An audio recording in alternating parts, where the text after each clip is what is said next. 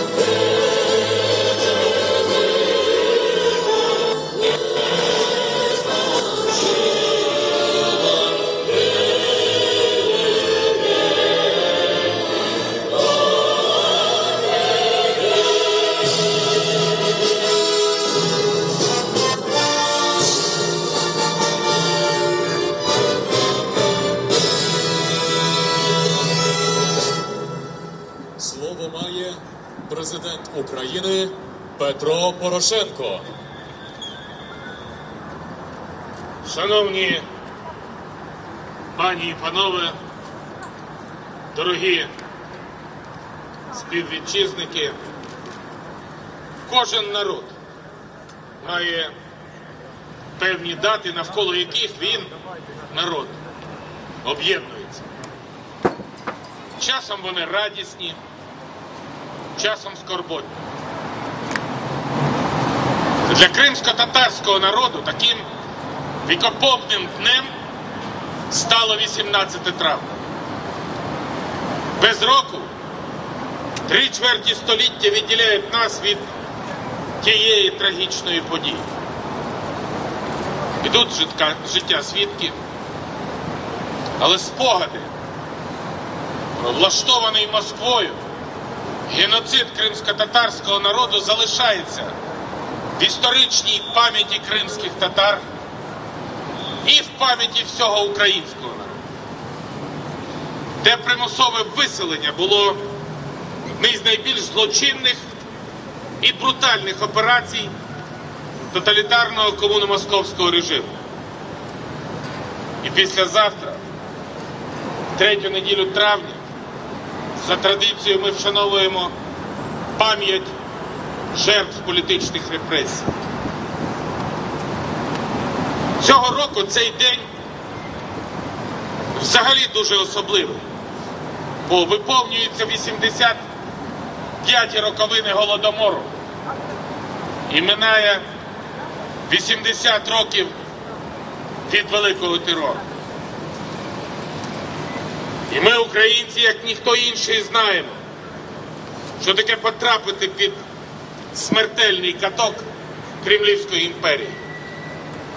І врешті-решт сам Хрущов переповідав про мрії Сталіна вивезти всіх українців до Сибіру.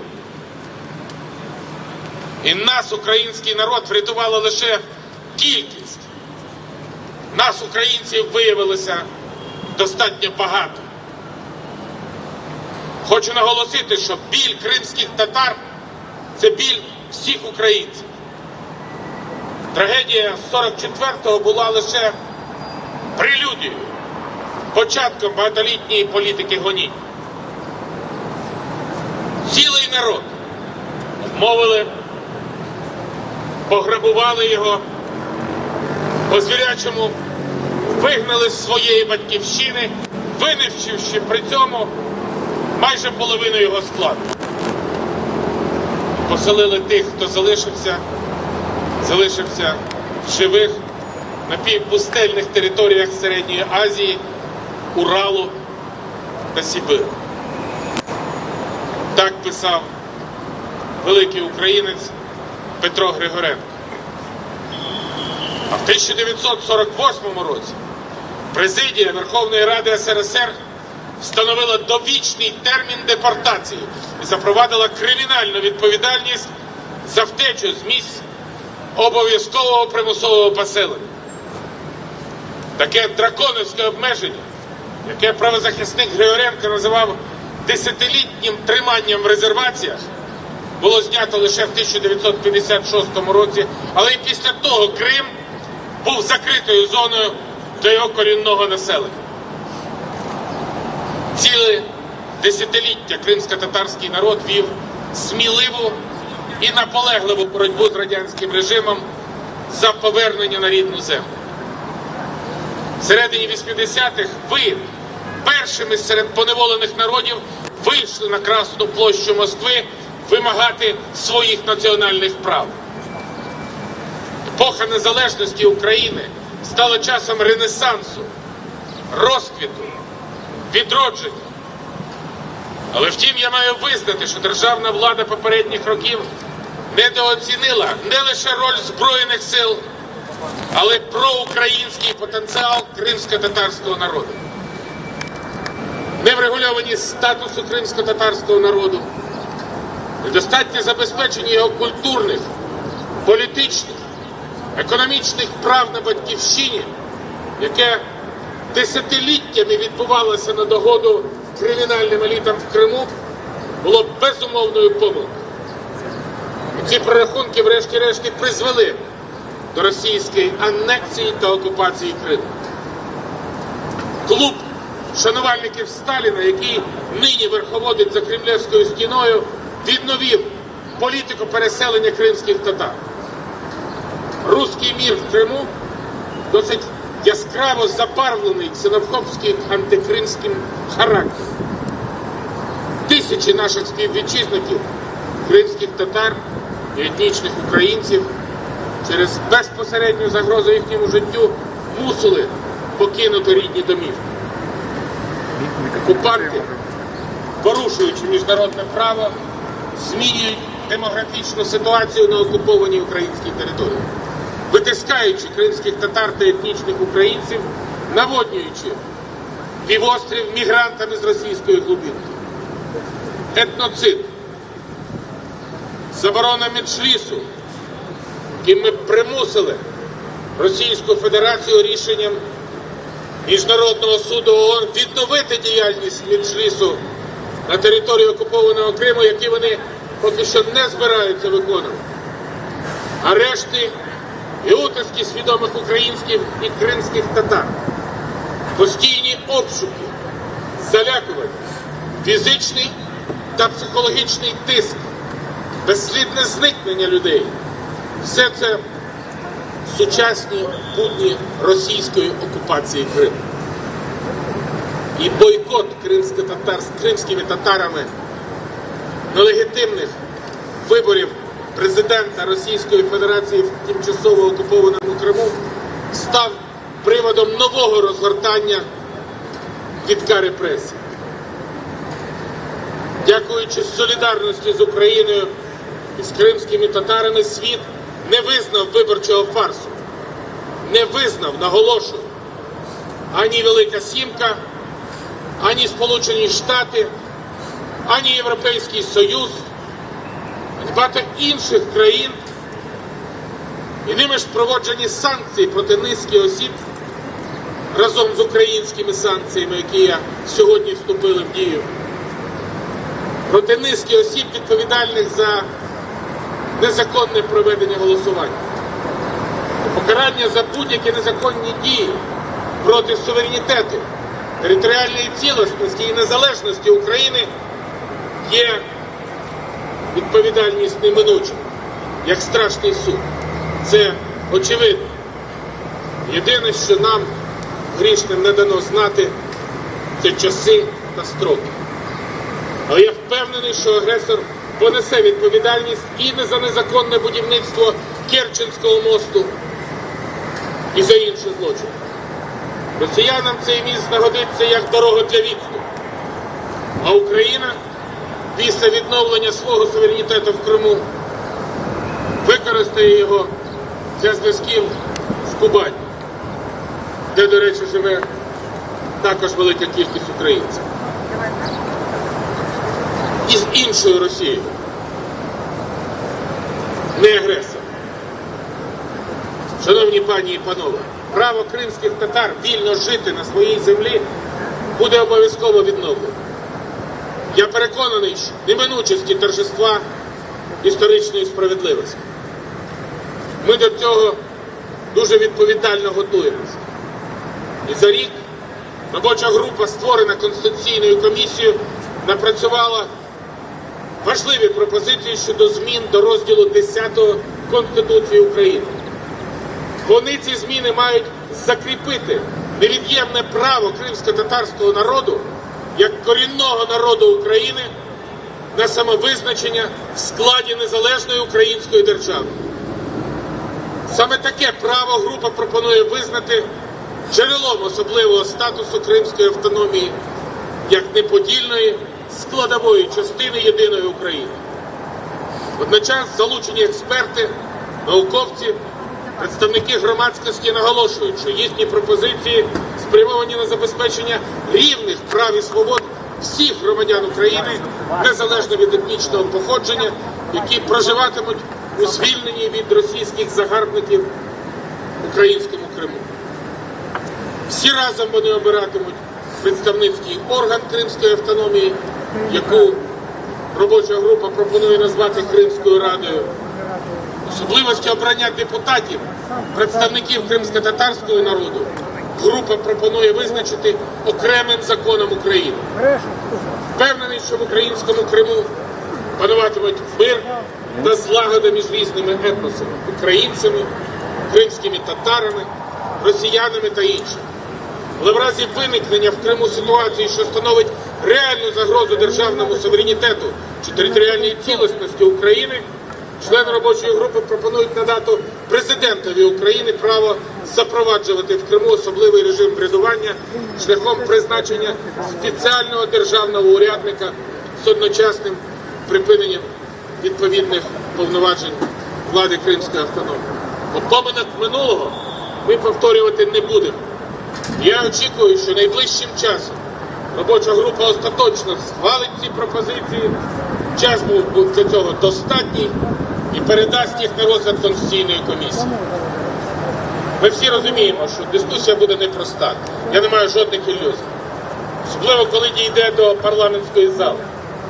Та ми маємо чітко вже сьогодні сформувати свою позицію, свою візію на майбутнє, в якому Крим неодмінно повернеться до України. Зміни до Конституції стосовно кримсько-татарського народу потрібні Україні. І для досягнення цієї мети України задіяні всі політико-дипломатичні механізми, щоб повернути Крим. І, до речі, з внесенням зазначених змін до Конституції ми суттєво посилимося в наших зусиллях по відновленню державного суверенітету України над Кримським півостровом, спираючись, крім всього, на потужний пласт міжнародного права щодо прав корінних народів. Це додасть юридичної позиції України. Ми продовжуємо працювати і над найскоршим поверненням в Україну всіх українських заручників з окупованого Донбасу та Криму. І політичних в'язнів, які утримуються на території окупованого Криму, в російських тюрмах на території Російської Федерації, Крим, Севастополь, Донеччина та Луганщина. Це є Україна і ніяк інакше. Слава нескореному кримсько-татарському народу! І слава Україні!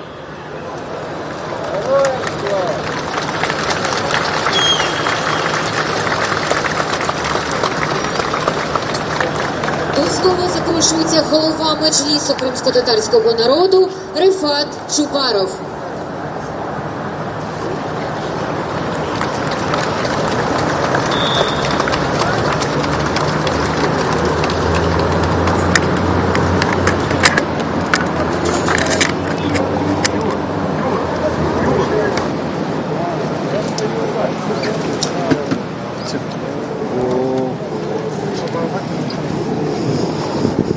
Шановний пане президенте України, члени уряду України, народні депутати, ваші поважності, пані та панове посли, шановні члени Меджлісу кримсько-татарського народу, шановні духовні отці, великий український народе, дегерли кримтатар міллете. 74 роки тому, цей день, 18 травня, розпочалася основна фаза втілення у життя жорстокого плану депортації кримсько-татарського народу зі своєї споконвічної батьківщини Крим, яка по суті була першим етапом задуманого комуністичним режимом СРСР людиноненависницького плану зі знищення кримсько-татарського народу. Неможливо оцінити масштаб втрат, понесених кримсько-татарським народом внаслідок перерваного на десятиліття розвитку на своїй рідній землі, численних репресій та переслідувань, перенесених кримськими татарами за півстоліття боротьби за відновлення своїх прав і повернення на свою батьківщину. Десятки тисяч загиблих, втрачених людей, зламаних доль, сотні тисяч ненароджених, бо ті, хто мав би їх народити, пішли молодими в небуття. Виключення протягом півстоліття будь-яких можливостей щодо зміцнення інтелектуального та економічного потенціалу народу на владі.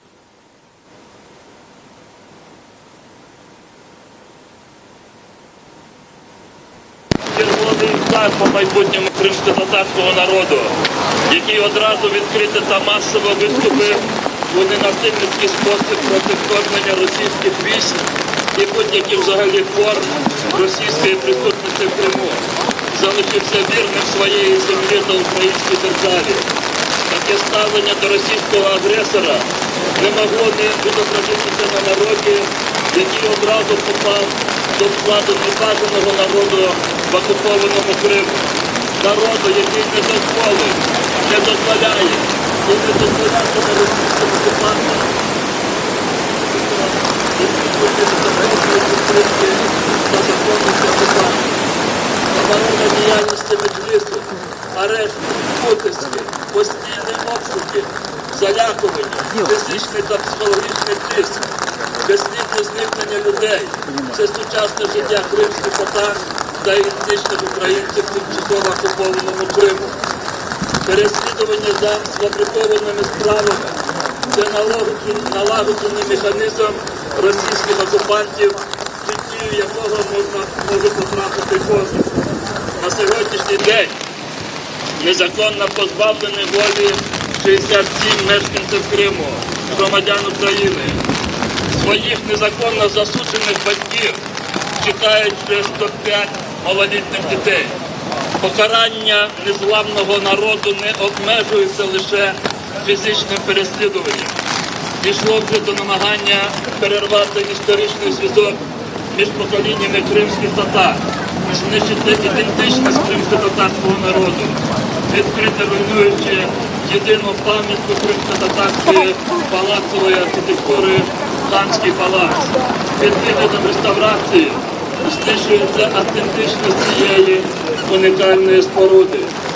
Тимчасово окупованому Криму заборонений представницький орган корінного народу, Меджліс кримсько-татарського народу. Незважаючи на рішення Міжнародного суду ООН, яким воно зобов'язало Російську Федерацію негайно відмінити заборону на діяльність Меджлісу, перешкоджання його діяльності, окупаційна влада і досі робить усе можливе, аби не допустити відновлення роботи представницьких інституцій корінного народу півострову. 18 березня цього року російський окупаційний режим провів у порушення міжнародного права вибори президента Російської Федерації у тимчасово окупованому Криму, нелегітимність яких зазначили всі провідні країни світу. Сьогодні маріонетки Кремля в Криму вже вп'яте заборонили корінному народу півострова вшановувати пам'ять загиблих предків у звичний спосіб.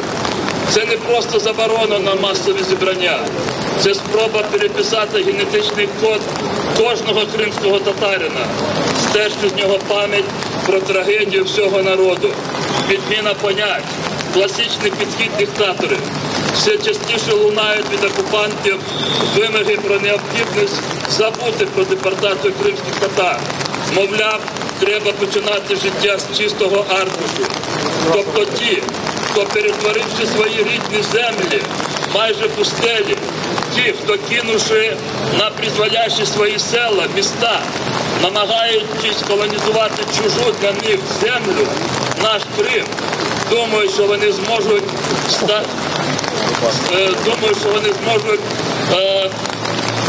змусити нас стати такими ж манкуртами, як вони самі. Це вимагає від парламентів та урядів світу, вслід за Верховною Радою України, визнати депортацію геноцидом кримсько-татарського народу. Відповідальність за злочин повинна бути неминуча. Подолання наслідків цього геноциду неможливе без повного відновлення прав кримсько-татарського народу. Наше право на самовизначення, як природне право корінного народу, має бути в повній мірі реалізовано в межах єдиної і неподільної України. Надання Криму статусу кримсько-татарської національно-територіальної автономії буде відновленням історичної справедливості, відновленням прав кримсько-татарського народу. Кримсько-татарська національно-територіальна автономія, як невіддільна складова України, це не лише гарантії для збереження та розвитку корінного народу, але й реальний та ефективний крок для деокупації Криму. Так має бути. Так і буде. Хай перебувають милостю Всевишнього всі жертви геноциду кримсько-татарського народу. Слава кримсько-татарському народові, слава українській нації, слава Україні!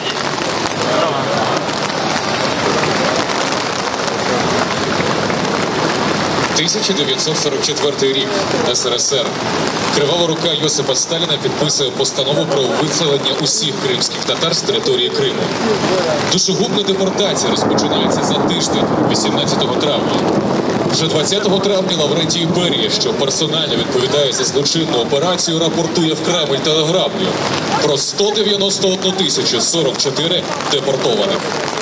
Біндокуз'юз коридорціне сили Иосиф Сталиннан кануны коло, Крым топрағындан, Крым татарларынан сүргүн етілмесі қында ферманның имзалай. Сүргүнлік бір аптадан соң майысының 18-ден башлана. Майысның 20-сында Джинаид Амелият Ичун мәсулиетлі олғаны Лаврентий Берия Кремльге телеграмма yazıp 191 bin Кыргызстан адамның сүргүн етілмесі қында хабер yolлай.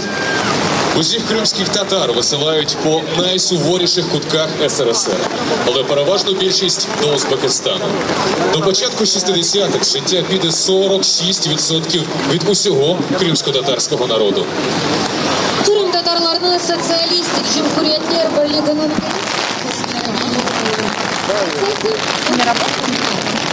Напиши, що ми будемо зараз коментувати. я написала. Так.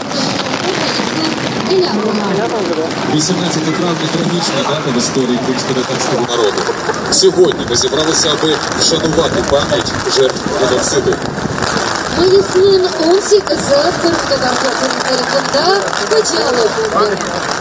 Шановні пані та панове, запрошуємо вас приєднатися до перегляду фільму, присвяченого тим трагічним подіям. Етапи ключових подій кримсько-татарського народу 20-21 століття.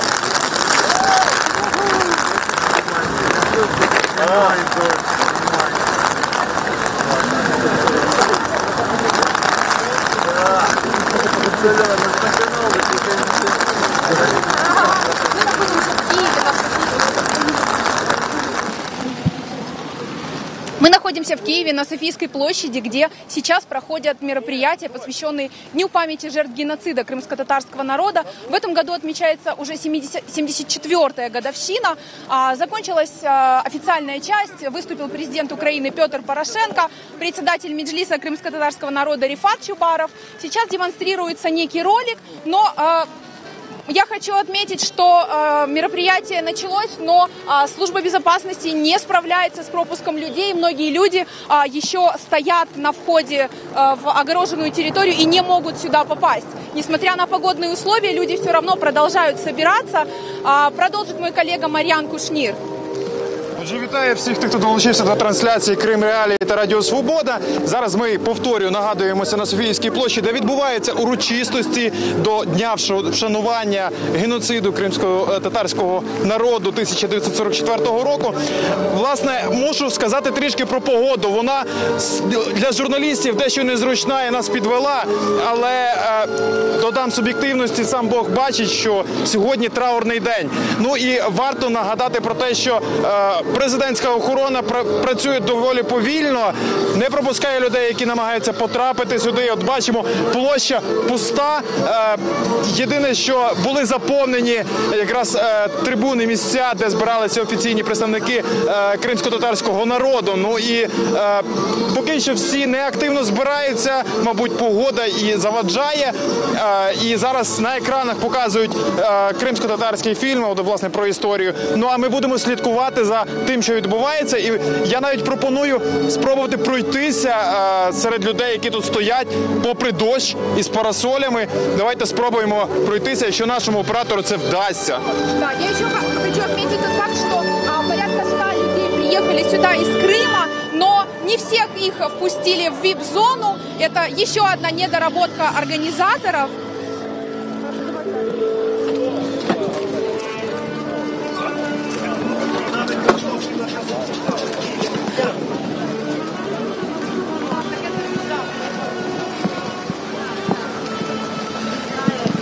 Добрый день. Проект Крым реалии «Радио Свобода». Вы в прямом эфире.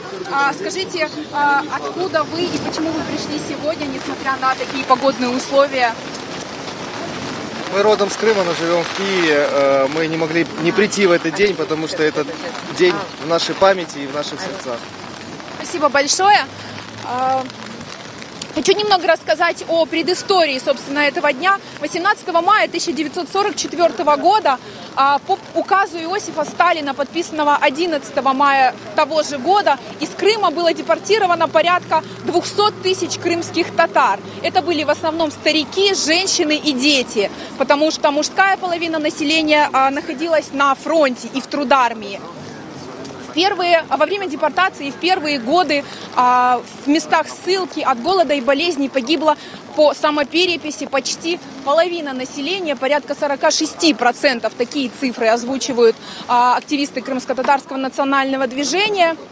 Долгих полвека длилась борьба крымских татар за возвращение на родину. Были повторные депортации отдельных семей, которые после указа 1956 года о снятии запрета на спецпоселение предприняли попытку вернуться в Крым. Их повторно депортировали, не прописывали. Так продолжалось практически вплоть до развала Советского Союза. И только в конце 80-х, после многочисленных акций протеста в Москве, крымские татары смогли вернуться в Крым, и начался другой этап в истории народа, этап обустройства на родной земле, потому что после возвращения было огромное количество проблем, и многие крымско-татарские вопросы не решались украинской властью в той степени, в которой это было необходимо. Ежегодно 18 мая крымские татары собирались на центральной площади Симферополя, чтобы почтить память жертв депортации.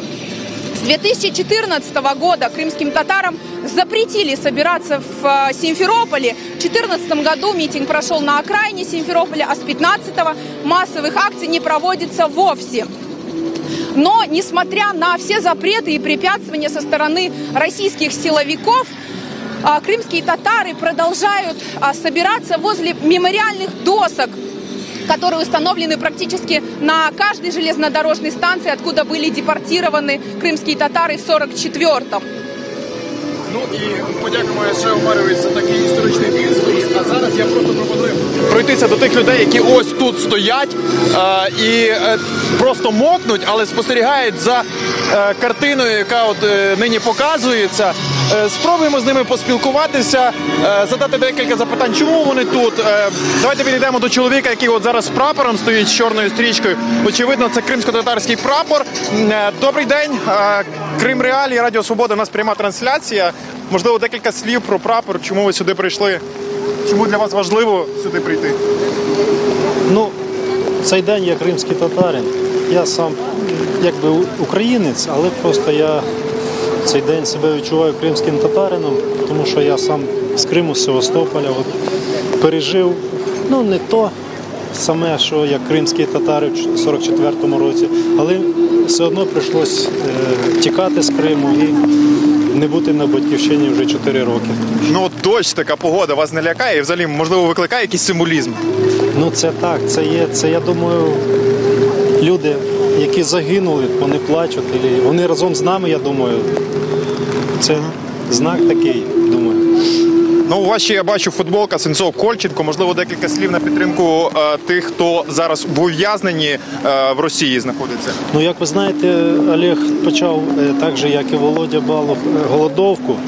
І сьогодні була підтримка на акція біля Кацапського посольства. Ну, я в цій футболці стараюся так, ходжу на такі акції теж. Ну і сьогодні вже теж прийшов і на цей вечір пам'яті теж. Ну і для наших глядачів представтеся, будь ласка. Руслан Гуцул. Ви самі із Севастополя. Дякую. Ну, власне, почули ми таку прекрасну тезу про те, що зараз от дощ, і це начебто ті люди, які страждали в 1944 році від цього геноциду, радянського геноциду проти кримсько-татарського народу, і от це вони зараз тут плачуть. Попри цю погоду, ми продовжуємо зараз іти далі. От бачимо маленьку дитиною, прекрасного вигляду. Ми зараз спробуємо поспілкуватися. Добрий день, Крим Реалії, Радіо Свобода. Ми ведемо пряму трансляцію. Може, декілька слів, чому ви тут і не лякає вас дощ? Ну, ми тут тому, що от діти ці, вони кримські татари, і ми згадуємо пам'ятну дату, згадуємо скорботні дні депортації. І ми прийшли, щоб діти це теж пам'ятали, щоб вони це знали.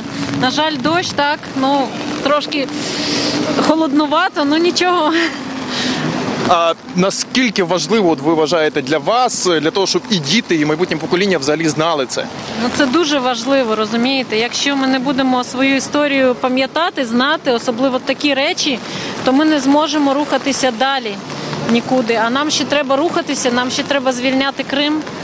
Тому це, можливо, займе не одне покоління. А дозволите нам з дітьми поспілкуватися? День добрий. Як тебе звуть? Розан. Скажи, будь ласка, чому ти сюди прийшла? Що ти знаєш про 1944 рік? Ну, тоді кримських татар депортували з Криму та загнали у вагони і виселили їх. Дякую тобі.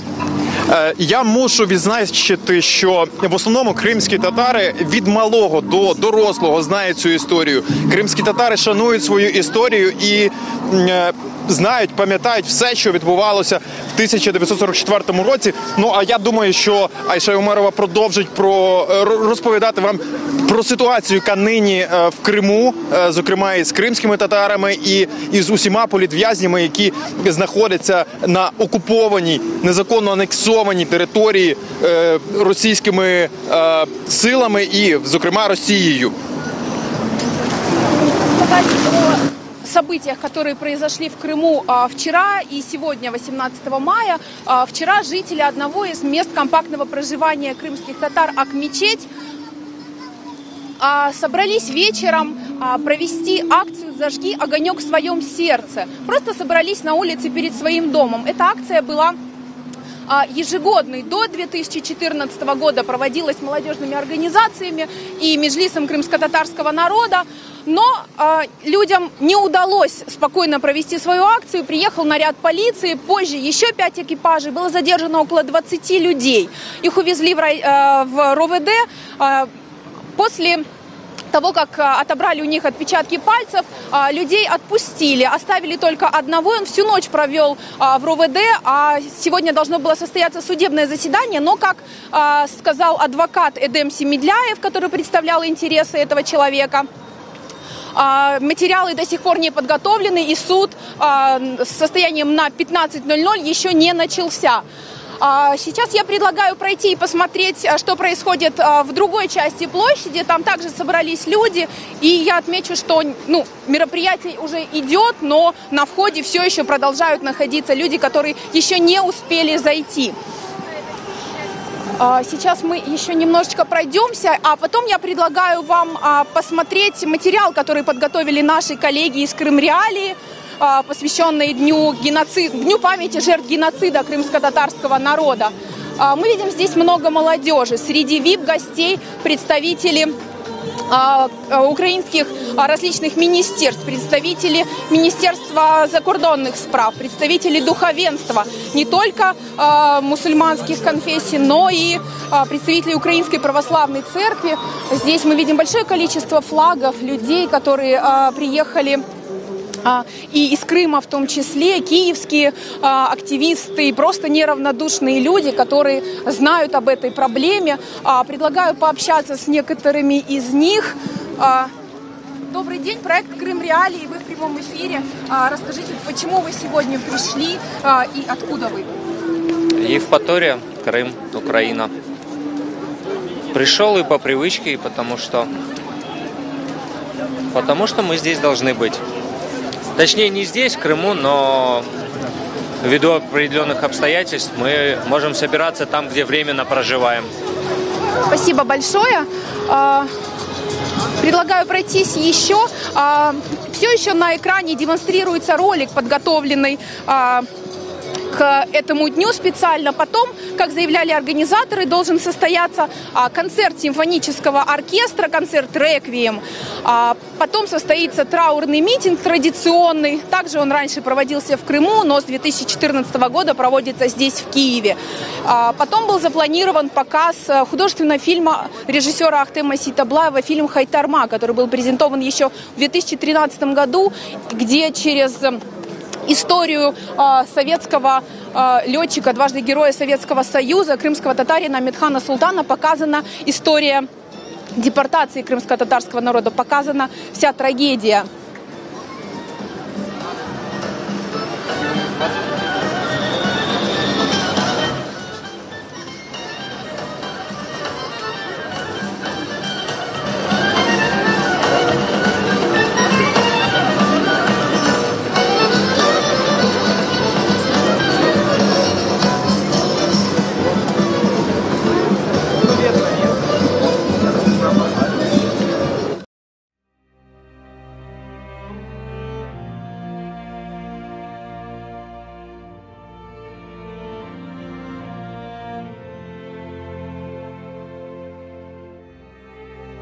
Ночью, на рассвете, в дверь постучали. Отец встал, открыл дверь. Когда он открыл дверь, у двери стояло 3 солдат с автоматами в руке. И они нам объявили: вы предатели, выселяетесь из Крыма, вам дается 15 минут. 200 солдат окружили весь село, и чтобы со стороны не зашли кто-то зачищать. Мать наспех собрала. Они говорят, там, то, что хорошие вещи одевайте, берите мешочек, там вещи сложите и поедем в центр там. Я говорю, взяла только Хуран, подмышечку вот так, взяла за сестренку за ручку, ей 5 лет было. Вы не знаете, что будет нас выселять. Ну, тот председатель, папа, друг был они. Говорил, будет выселять, вот не все, говорят, выселять. И крик, шум, конечно, там столько людей было. Мы не понимали, куда нас везут, что такое. Все думали, что куда-то, ну, на расстрел везут. Закрывали и двери, товарный поезд, и окна кругом закрывали. Много людей, когда ехали, тоже старые люди много умирали, дети умирали. Был дед, он умер. Когда открыли дверь, ну они открывают, значит спрашивают, есть спокойный. Вот его вытащили, хоронить не дали. Aşağıda yok, poyuzlar içinde bitlep. Bir-birimizge seviyot kanun nasıl koyarlar bankaga, şonko bilip bizlerin. Товарные вагоны. Это маленьким детям сделали 2-й ярус. Внизу пожилые, наверху детвора. Как кинули нас сюда наверх, вот и мы всю дорогу ехали. И нам сказали, что вы предатели. Все нас называли, что мы предатели. Но мы, дети, тогда не понимали. А со временем, конечно, узнали, что это такое. И до сих пор мы это несем на своих плечах. 18 мая 1944 года началась принудительная депортация крымских татар. За 2 суток из Крыма в Среднюю Азию и некоторые регионы России вывезли около 200 000 человек. По официальным данным, во время депортации и первые годы в местах ссылки от голода и болезней погибла четверть крымских татар. Неофициально, согласно самопереписи, почти половина населения. Депортация крымско-татарского народа признана в Украине геноцидом.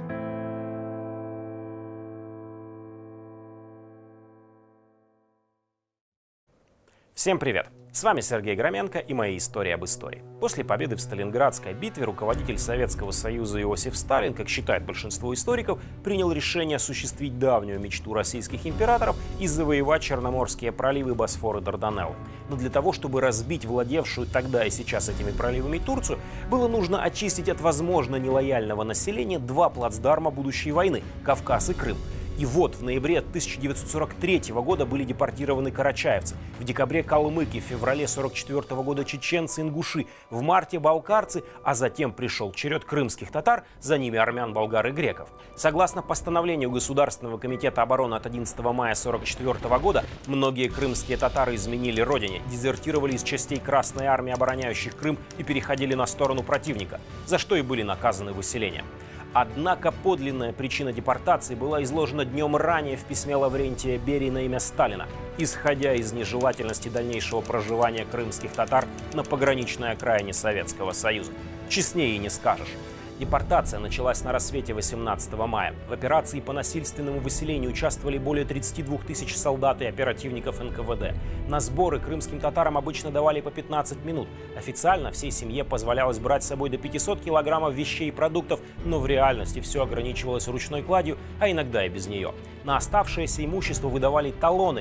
Вона торкається моєї родини, вона торкається цілого народу, вона торкається України. І я дуже щаслива, що тоді, 2 роки тому, вона перемогла і прикула до себе увагу цілого світу. Я не побоюся такого сказати, тому що люди питали з різних куточків світу про цю тему, про кримських татар, про Україну. І для мене дуже багато важить, що сьогодні зібралися люди, незважаючи на те, що прийшла така злива, і люди залишилися і підтримали. Тому що це не просто стосується кримських татар. Ми маємо це розуміти, тому що ми маємо пам'ятати і знати, щоб запобігти, щоб такого не траплялося більш ніколи. На жаль, я мушу визнати, що і по цей час я не можу поїхати просто вільно в Крим, насолоджуватися своєю батьківщиною. І, на жаль, ми маємо ми маємо не депортацію, але нічого гарного так само зараз не відбувається, тому що обшуки постійно там саджають людей за грати не за що. То я знаю, підкидають якусь літературу, то підкидають наркотики. Трапляється просто якесь там жахіття, якесь, ти навіть не можеш собі уявити, що це може трапитися в такий сучасний 2018 рік, коли все так має бути прозоро і всі ми маємо начебто свободу слова, але ні, в Криму трапляються жахливі речі і, на жаль, там не можна проводити мітинги зараз і пам'ятати, не можна їхати просто навіть з прапором кримськотатарським, я вже не кажу про український, тобто, на жаль, нічим порадувати вас не можу. Тобто я можу сказати, що нічого з того часу не змінилося. Хто у вас залишився?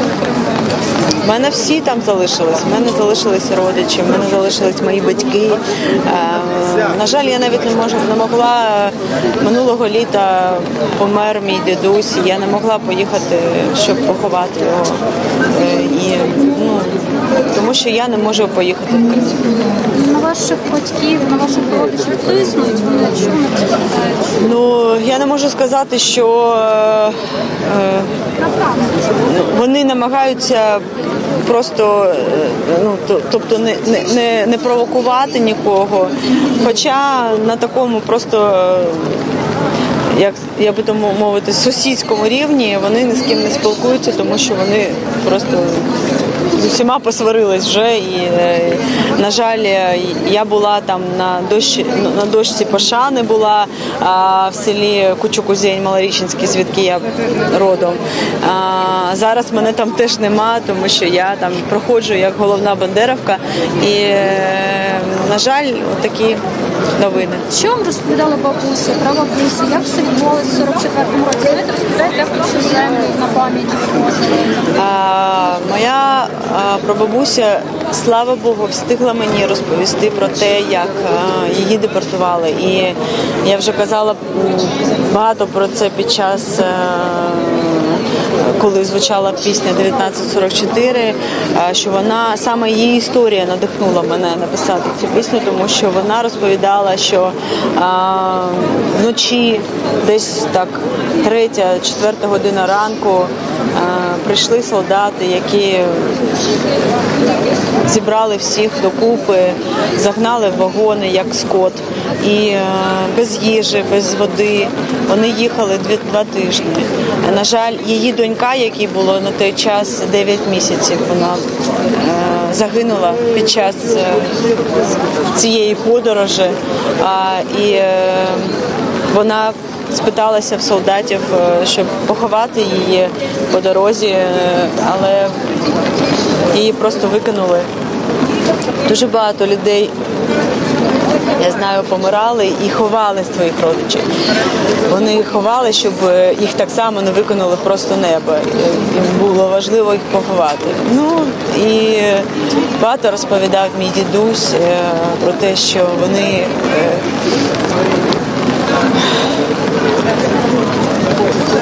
не мали хліба, не мали їжі, і дуже багато людей загинуло вже в середняці.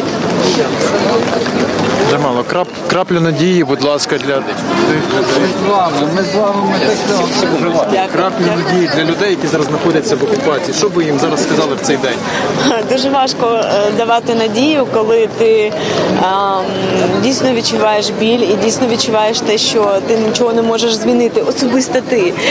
Ти дуже сподіваєшся на те, що політики там десь зберуться і зроблять так, щоб тобі повернуть батьківщину. І ти поїдеш туди і зустрінеш там своїх родичів, і ти відвезеш особисто туди свого сина, познайомити з родичами. Але, на жаль, я не можу похизуватися такими новинами, тому що в цей час я так само не можу поїхати в Крим і не можу бути зі своєю родиною, підтримати, пам'ятати, піти до мечеті, тому що зараз, навіть якщо ви не знаєте, зараз відбуваються такі речі, що коли збираються в мечеті більше 10 людей, які начебто вже там щось там збираються когось там вбити. Це розумієте, це вже придумують просто історії, жахливі історії, що всі мусульмани зараз в Криму начебто терористи, і це просто як зомбування людей, і вони не можуть вільно висловлювати своє віросповідання і свої відчуття, не можуть збиратися на мітинги, тому що це заборонено новою, так би мовити, владою в Криму. Ви свого часу підняли так на високий рівень цю тематику. І як гадаєте, що потрібно далі робити для того, щоб піднімати знову і знову на міжнародні шпальти це питання в Україні, щоб говорили більше, щоб політики рухалися краще, не знаю. Можливо, у вас є якісь пропозиції, бажання? У мене є пропозиція одна, те, що це не забували, про це пам'ятали і повернули Крим. Так, просто таке моє бажання як громадянки України, щоб не забирали частину нашої батьківщини і щоб нам її повернули. А що для цього зробити? На жаль, я не знаю, як порадити. Дякую. Ну, власне, ми щойно поспілкувалися із переможницею Євробачення Джамалою, яка свого часу виконала 1944. Ця пісня стала переможною на Євробаченні, і таким чином вона підняла ще раз питання, проблематику Криму на новий рівень і підняла це питання на міжнародні шпальти, газет. Я пропоную зараз просто продовжити спілкуватися далі з людьми, оскільки у них багато емоцій в цей день, багато історій і особистих. Та й не в кожного кримського татарина є особиста історія про ці дні 1944 року, 18-20 травня. Зараз моя колега кличе і пропонує підійти ближче поспілкуватися із ще людьми, які зможуть розповісти свою історію, які зможуть розповісти про нинішню проблематику, яка існує в Криму, нагадаю, анексованому Криму. Добрий день, Крим Реалії, Радіо Свобода. Хотіли б з вами поспілкуватися, декілька запитань. От, власне, чому тут? Чому зараз і чому важливо бути тут сьогодні? Марино, іди ти скажи. Вона в нас радниця міністра, нехай скаже, чому важливо бути тут. Як чому важливо? Це наш народ, корінний народ. І важливо не лише кримським татарам бути тут, а й українцям приходити, оскільки коли в українців є якісь проблеми, наш дружній народ завжди виходить на підтримку. І ми, українці, теж маємо виходити і консолідуватися. І як історія показує, коли ми разом, ми перемагаємо, а коли ми окремо, то програємо. Тому треба бути завжди разом. На сьогоднішній день, на превеликий жаль, от питання Криму не звучить так гучно, як в 2014 році на міжнародних шпальтах, і, зокрема, в Україні українські політики менше, скажімо так, роблять, чим можуть для того, аби деокупувати цю територію. Як гадаєте, що потрібно зробити, щоб підняти це питання все вище і більше про це говорити? Я думаю, питання насправді не погоджуюсь з вами, що менше розповідають, чи якимось чином Крим менш заявлений на міжнародному порядку денному, тому що насправді десятки резолюцій, починаючи від Генеральної асамблеї ООН, Третього комітету ООН, Ради Європи, Міжпарламентської асамблеї ОБСЄ, на двосторонньому рівні заяв окремих держав, це все є. Інший момент, чи давайте відверто ми будемо один з одним, чи може Україна повернути зараз Крим не військовим шляхом, а навіть якщо і військовим, то сьогодні той шлях, який обрала Україна, політико-дипломатичний, він апріорі довгий шлях. Міжнародним правом, коли повертаєш цей Крим і повертаєш будь-яку територію, це довгий шлях. І тут це точно не тільки відповідальність України, тому що дозвольте мені нагадати, що в 94-му році, коли було підписано Будапештський меморандум, Україна в обмін на те, що вона відмовлялась від ядерного потенціалу, мала гарантії безпеки. І були абсолютно конкретні країни, які гарантували їй цю безпеку, в тому числі Російська Федерація. Однозначно, повернення Криму – це є спільна відповідальність. І не тільки від України треба очікувати рішучих кроків, а по відношенню до того, як Крим в українському просторі присутній, президент України ініціював наразі створення конституційної комісії, яка напрацьовує, вже фіналізувала цю роботу по змінах до 10-ї частини Конституції України, де буде фактично запропоновано депутатам голосувати за те, щоб надати право кримським татарам організувати кримськотатарську національну територіальну автономію. Сьогодні народ визнала корінним народом, парламент своєю постановою приєднався до декларації ООН з прав корінних народів, і це ключова насправді річ, за яку боролися кримські татари. Тобто сьогодні, в тому числі, наприклад, Міністерством інформаційної політики, де я працюю, де Марина працює, була напрацьована стратегія інформаційної реінтеграції Криму. Вона має бути прийнята Кабміном, це теж буде основоположний документ уряду України. Тобто сьогодні, мені видається, на міжнародній арені тема Криму, вона є присутня. За такою, де таким вважаєте, достатньо? Достатнім буде тільки тоді, коли ми повернемо Крим. Тільки з цієї точки можна вважати достатнім будь-які дії з цього приводу. Ну, ми віримо, що Крим повернеться і все буде гаразд. Дякую, ми будемо продовжувати трансляцію. Власне, ми продовжимо трансляцію, продовжуємо спілкуватися з людьми. Я перепрошую за свій такий неохайний вигляд, оскільки сьогодні був дощ. Ну, а сьогодні ми поспілкуємося. Добрий день. З вами хочемо просто, щоб ви сказали тим людям, які зараз знаходяться на окупованій території, щонайменше декілька слів для початку, чого їм чекати і крапля надії, можливо, теж. Самое главное, их миссия сейчас жить в Крыму. Несмотря ни на что, несмотря ни на трудности, ни на репрессии, крымско-татарский народ должен жить в Крыму. Оккупационная власть, она временная, народ постоянный. Так, тим не менш вони стикаються з чималими проблемами, з чималими репресіями. От, власне, який останній стан дій, що вам відомо з приводу того, як от ставляться до кримських татар нині в Криму? Це так, щоб пояснити тим глядачам, які вперше відкрили наш сайт. Ну, в Крыму с весны 2014 года установлен фактически террористический режим военного террора в отношении крымско-татарского народа, и не только крымских татар, но и всех нелояльных к существующей де-факто сегодня власти в Крыму. Тысячами исчисляется количество обысков, облав, арестов, задержаний, возбужденных уголовных и административных дел. Уничтожаются памятники культуры, нарушена экология. И та часть населения, которая активно поддерживала оккупацию, требовали от Путина ввести войска, сейчас очень злые на путинскую власть. Однако они продолжают винить в этом местную власть. А когда они созреют настолько, что начнут винить Путина, я думаю, что этот режим рухнет. И в этот момент Украина должна не прозевать, вернуть Крым в свой состав и восстановить свою территориальную целостность. Нам чужого не надо, но свое отдавать ніхто не буде. Ну і власне нині, як вважаєте, чи достатньо на міжнародній арені, чи достатньо в Україні звучить Крим, проблема Криму, питання Криму? І якщо ні, то в принципі як це зробити? Если говорить откровенно, то явно недостаточно.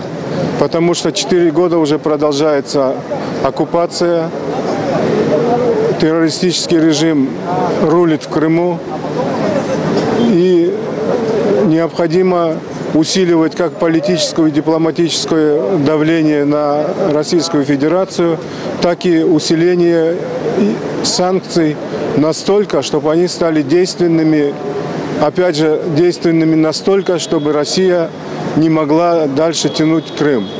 Крым должен стать для нее непосильной ношей, и она сама должна от него отказаться.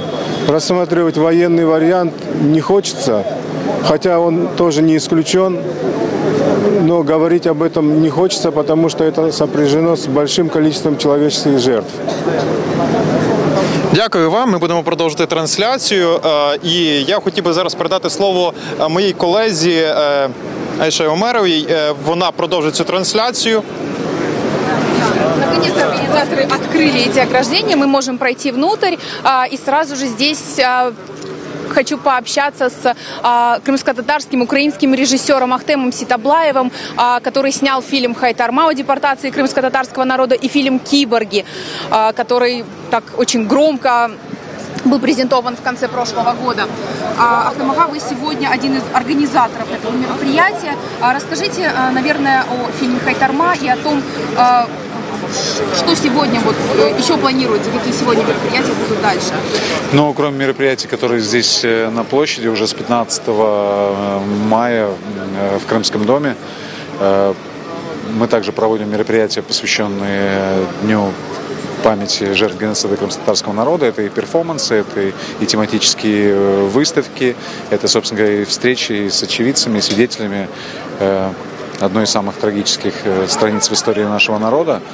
Могу еще добавить, что сегодня на телеканале 1+1 в 20:15 будет премьера, телевизионная премьера фильма «Чужая молитва», который также рассказывает об одной из страниц того времени, а именно о Холокосте и о депортации крымских татар, потому что очень во многом судьба еврейского народа и судьба крымских татар, к сожалению, в этой своей части схожа. Но, как вы видите, сегодня и погода, как, собственно, и год назад, и 2 года тому назад, 3 года тому назад, она, скажем так, поддерживает атмосферу памяти и грусти, связанной с гибелью почти 50% крымско-татарского народа во время депортации. Но для меня этот день не только день скорби, для меня это день молитвы и день памяти, и в то же время день надежды. Потому что, несмотря на то, что Российская империя, потом Советский Союз, а сейчас оккупационная власть, по сути, той же самой Российской империи, несмотря на все ее столетиями желания уничтожить наш народ, мы все равно живы. И Российской империи той уже давно нет, а мы есть. Советского Союза тоже нет, а мы есть. И той оккупационной власти тоже не будет, а мы будем. И будем проводить Дни памяти 18 мая, и будем проводить другие мероприятия, связанные с более радостными событиями. И будем проводить их не только в Крыму, но и в Киеве, и по всей Украине. Потому что Крым — это Украина, а крымские татары — неотъемлемая часть украинского государства. Спасибо большое. Как нам объявили со сцены, сейчас начнется концерт симфонического оркестра, концерт «Реквием», посвященный Дню памяти жертв геноцида крымско-татарского народа, который отмечается сегодня, 74-я годовщина. Отмечается не только здесь, в Киеве, но и во многих других городах Украины, во Львове, в Одессе, Днепре, Харькове, Херсоне. Уже проводятся или будут проводиться вечером траурные митинги. Мероприятия также прошли накануне. Это акции «Зажги свечу в своем сердце». И траурные молебны прошли в украинских мечетях.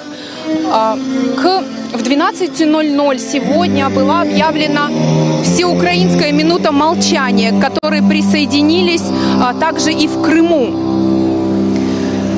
После этого в Крыму были совершены коллективные молебны и возложение цветов к памятным знакам на железнодорожных станциях, откуда были депортированы крымские татары в 1944 году. Сейчас предлагаю послушать выступление симфонического оркестра.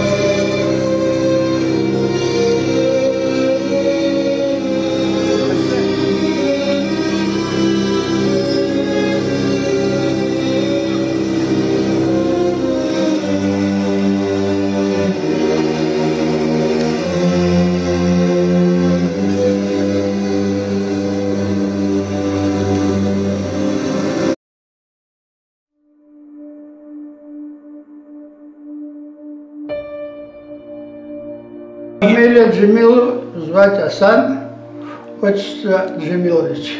1936 даже, но по паспорту 37-го. В 29 году родители раскулачивали. У родителей 5 было при выселении. Отца забрали до того в трудармию вроде бы. Потом, когда выселяли, мать была одна с 5 детьми. У отца были виноградники, он сам работал во всех этих виноградниках, там где сады, деревья. Он с утра выходил в Айсересе, там до моря, порядком, но отец говорил, что наши участки там близ моря аж были. Он с утра 5 часов вставал и шел в этом винограднике. В 29 году селяне собрались вроде бы, и отец узнал, что его будут раскулачивать. Ну, кто-то тайно сказал.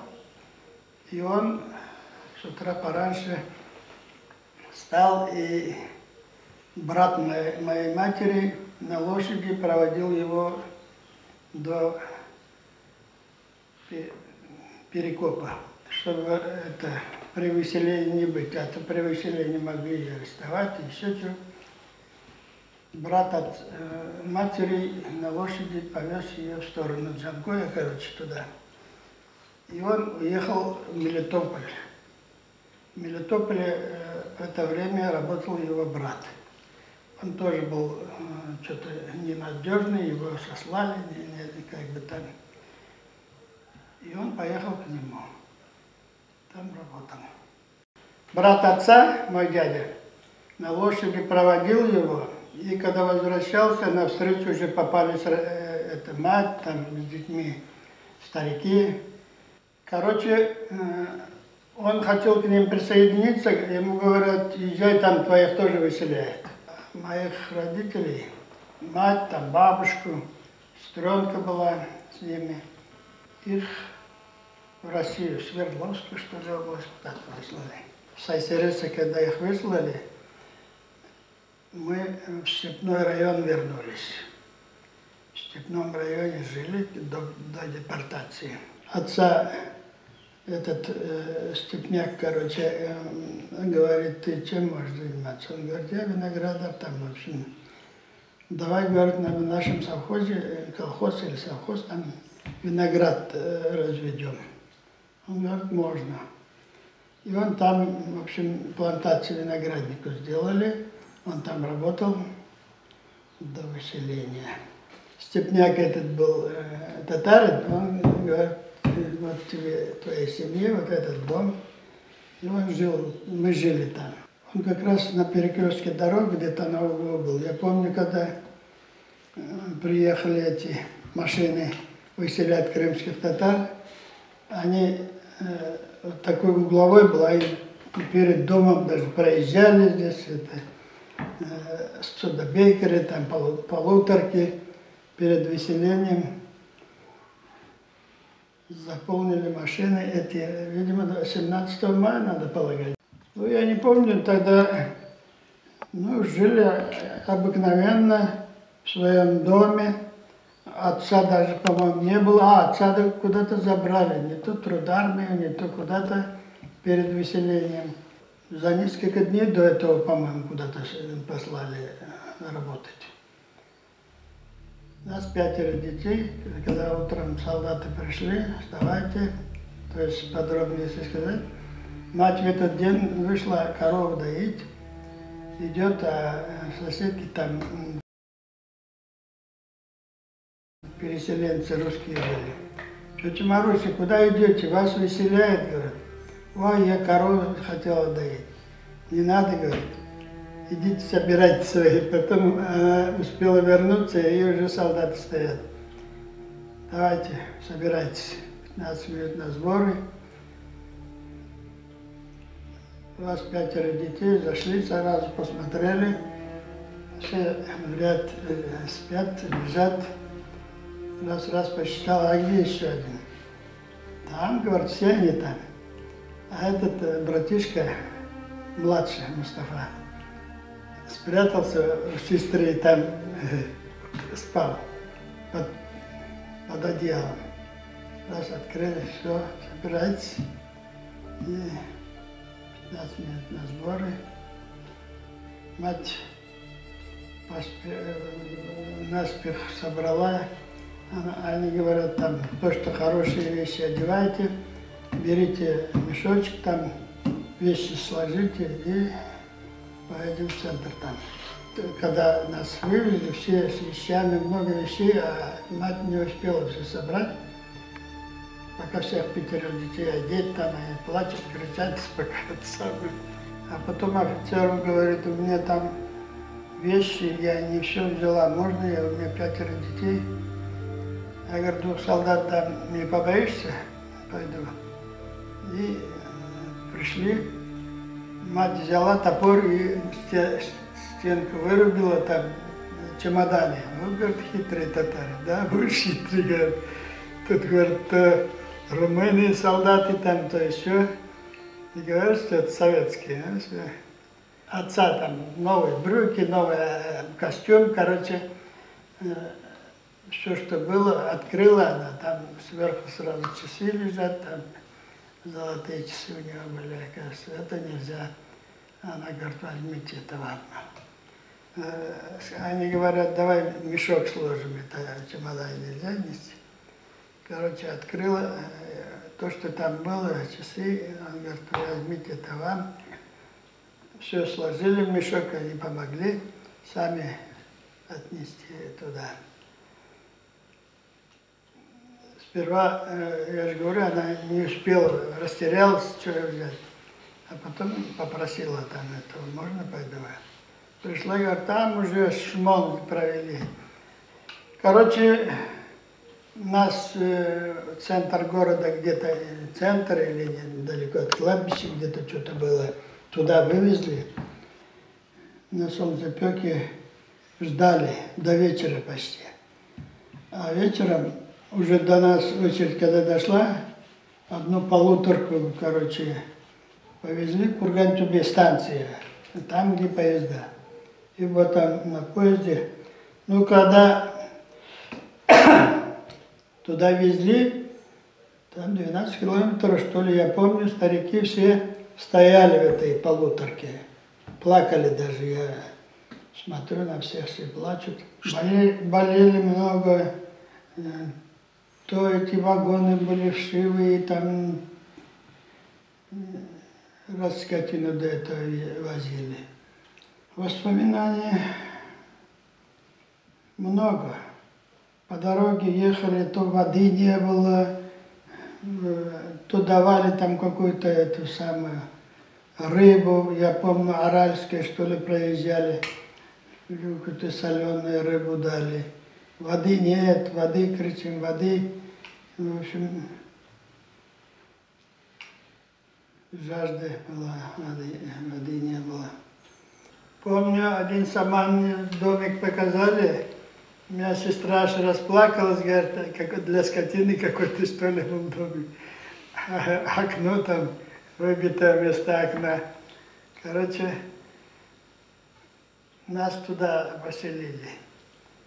Сказали, вот здесь будете жить, обустраивайтесь. Нежилой, видимо, они там какую-то скотину держали или что, но мы там обработали, почистили, когда побелили, и это понравилось. Потом они говорят, мы сына хотим женить, там то все надо освобождать.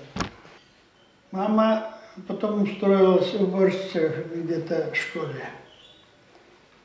Отца мы потом встретили по дороге, когда ехали на поезде, а он искал их и спрашивал, где эти советские там. Ну, в общем, нашел нас в поезде, к нам присоединился.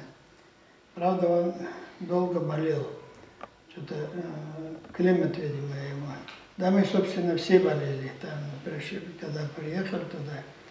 Голодные, эти урюку поели, это воды сарыка, это дизентерия, короче, малярия, там климат, крымский же климат совсем другой вот здесь вот, а там жара, урюки поспели, урюк поели и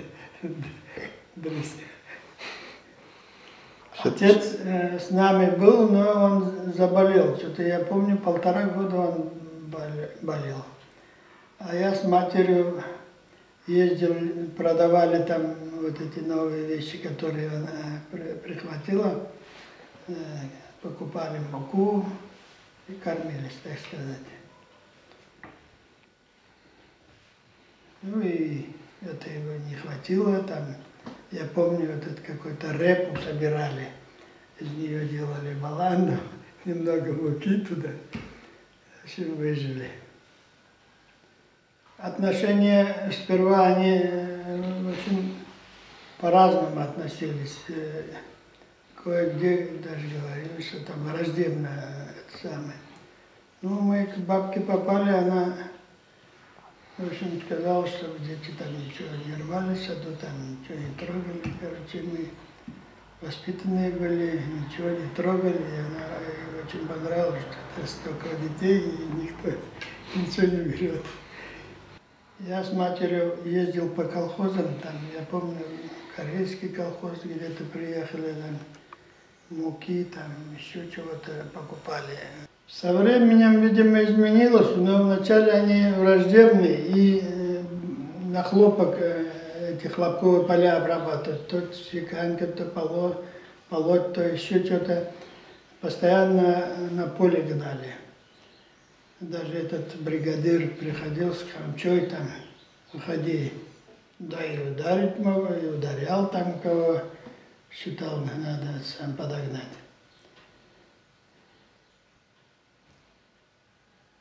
Я помню эти рыки там, у каждого дворик там, я помню, где мы жили, поливали из арыка. Я пошел загораживать, чтобы вода сюда пошла. Этот пришел с камчой, меня как...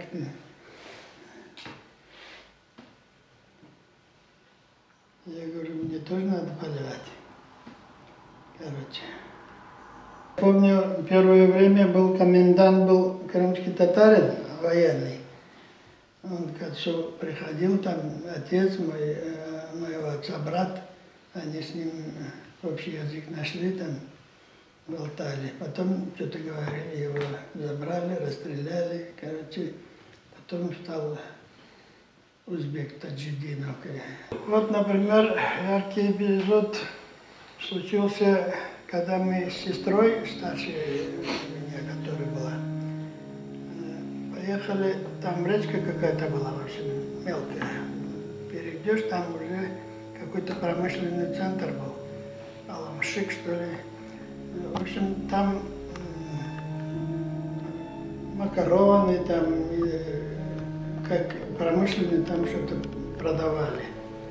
Мы пошли туда, через речку прошли, и кто-то заложил нас, что мы с сестрой туда ходили. И где-то вечером, даже ночью, я спал, пришел комендант, не комендант, а солдат послали привезти мать и вот этих детей, двоих, которые бегали за речку.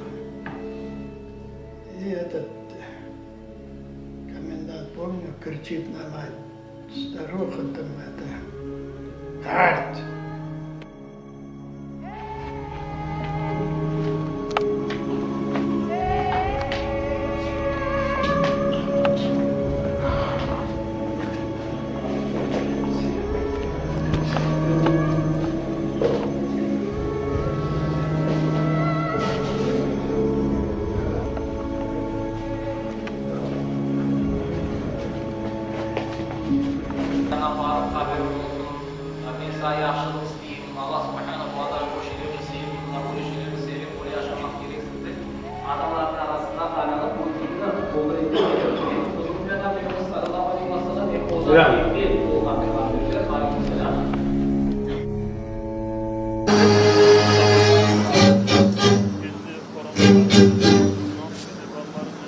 Да, мы продолжаем наш эфир. Здесь все еще длится концерт симфонического оркестра, а мы сейчас пообщаемся с председателем Меджлиса крымско-татарского народа Рифатом Чубаровым. Сейчас он закончит давать интервью. Здесь также мы видим представителей Украинской православной церкви, правильно? Автокефальной православной церкви. Расскажите, почему вы сегодня пришли? И мы слышали, что церковь должна была присоединиться с звонами колоколов 12:00. Было ли это и как церковь участвует в проводах? Ну, безпосередньо ми співчуваємо нашому братському кримсько-татарському народові. Ми свідомі, що ми християни, вони мусульмани, але ми всі діти єдиного Бога. І доля наших братів не байдужа, адже коли вшановують пам'ять безневинно убієнних, навіть араби-християни, вони завжди кажуть «Алла ерхамун», що в перекладі «Господь їх благословив на небо». І тому ми вшановуємо їх пам'ять Ми висловлюємо найщиріші співчуття і віримо, що Крим – це Україна, а кримсько-татарський народ і український – це єдина родина. Тому ми тут. Дуже дякую вам, дякую, що прийшли. Ми продовжуємо, пообщаемся з Рифатом Чубаровым. Kırım Tatarlar ille kendi vatanlarında farklı olacaklarını söyledi. Aynı zamanda bizim en yakın arkadaş ülkemizin Türkiye'nin büyükelçisi de söze çıktı. İşte birlikte, burada bizler birlikte Kırım'da milletimizden, orada işgalciler olsa da ama orada bizim milletimiz. Allah versin de hepimiz gene de kavuşayıp da orada bu böyle azat Kırım'da birlikte olayız ve olacak. Bunda hiçbir türlü şüphe yoktur. Öyle de olacak. Рифат ага, селям алейкум. В Украине такие мероприятия на таком высоком уровне с президентом проводятся, насколько я понимаю, впервые. Почему это важно? И что бы вы хотели сказать людям, которые нас смотрят в Крыму? Нет, мы в Киеве проводим в той или иной форме траурные мероприятия с участием высших должностных лиц государства не первый раз. Может быть, мы впервые проводим на открытой такой площадке. И, вы знаете, Софийская площадь – это очень значимая для украинского народа, для украинской культуры площадь, место. И то, что здесь мы в этом году объединили все мероприятия, которые обычно мы проводили на разных площадках в день памяти жертв геноцида крымско-татарского народа. Была официальная часть, выступил президент Украины, председатель Меджлиса. Для нас очень знаково то, что сами по своему такому, знаете, желанию вышли и от имени своих правительств выступили послы для нас двух очень важных государств Соединенных Штатов Америки. Выступила госпожа посол и наиболее близкого нам по нашей культуре, языку, по совместной истории государства Турции. Турецкий посол тоже выразил всему крымско-татарскому народу соболезнования и тоже выразил и поддержку, и уверенность в том, что все наши чаяния, ожидания, они обязательно реализуются. И тот, и другой посол говорили, что справедливость никогда не может быть поборенную, да, справедливость всегда восстанавливается. Для нас очень важно то, что среди нас есть киевляне, здесь очень много не крымских татар. Но здесь еще что хорошо, и я хочу просто выразить им большую признательность. Вот в этих группах людей есть очень много не крымских татар, которые приехали из Крыма. Они когда подходят и здороваются, я Володя, я Виталий Иванович, я Сергей. Это просто очень многого стоит, потому что они говорят о том, что нам надо поспешать, нам надо спешить, нам надо быстрее. Потому что очень многие, я повторяю их слова, очень многие там не могут выступить и не будут выступать против русских оккупантов. Речь идет о некрымских татарах. Но это не говорит о том, что они хотят жить с ними. Они ждут возвращения Украины. Сегодня по всему Крыму прошли такие импровизированные акции. Люди возлагали цветы к памятным знакам. Что бы вы сказали им поддержать?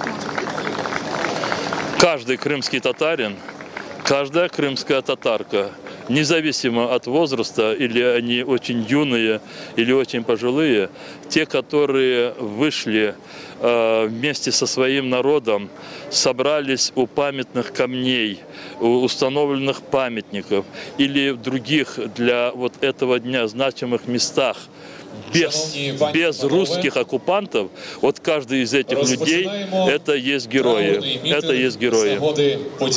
Спасибо большое. Как мы слышим, ведущие объявили о начале траурного митинга, приуроченного ко дню памяти жертв геноцида крымско-татарского народа. Предлагаю послушать. На сцену приглашен Эскендер Бариев. А пока мероприятия начинаются, мой коллега... предлагаю посмотреть митинг.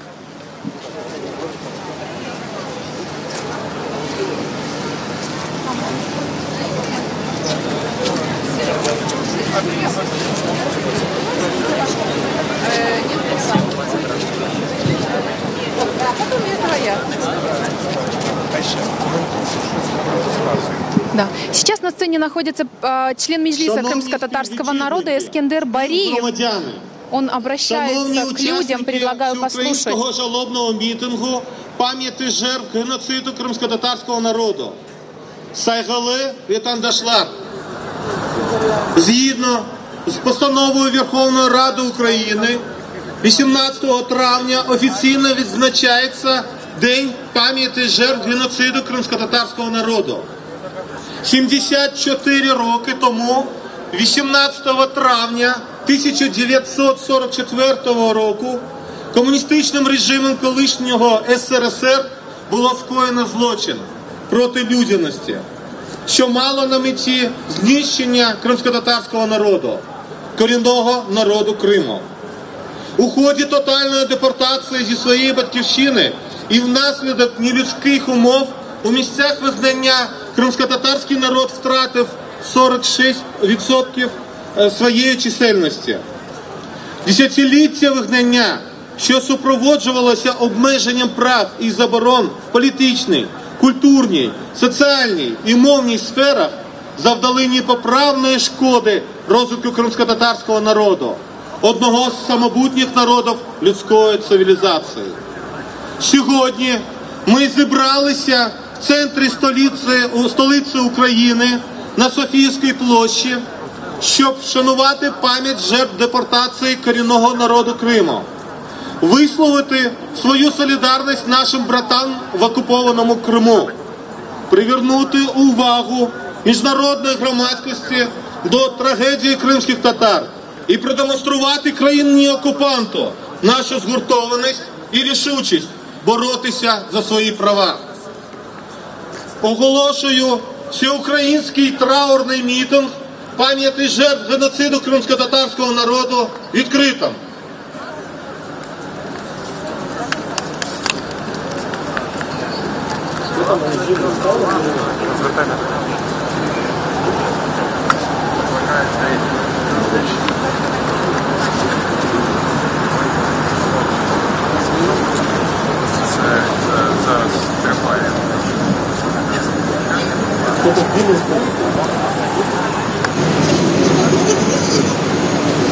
Зараз триває така хвилина мовчання. Щойно виступив Ескандер Парієв, який озвучив таку тезу, яку ми щойно чули. Ми бачимо, скільки присутніх людей зараз на цьому місці. Слово для зачитування озвання представників різних конфесій України надається Ельвіру Сагірману.